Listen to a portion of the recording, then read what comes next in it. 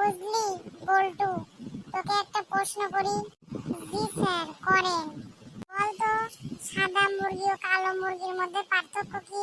এই কি স্যার একটা প্রশ্ন করলেন? আপনি কি মনে করছেন এটা আমি পারবো না? নে এর মতো সহজ প্রশ্ন হয়? দেখেন, আমি এখনই কইতেছি এর উত্তর কি হবে। কালো মুরগি সাদা ডিম দিতে পারে, কিন্তু সাদা মুরগি কোনোদিনও কালো ডিম দিতে পারে না। বুঝলেন স্যার?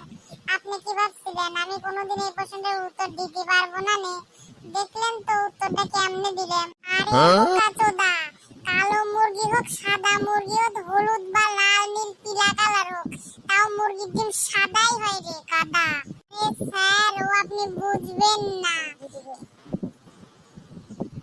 স্যার, আপনি বুঝবেন কি করে? আরো 2 ক্লাস যদি বেশি পড়তেন তাহলে আমার থেকে একটু বেশি জানতেন। বন্ধুরা,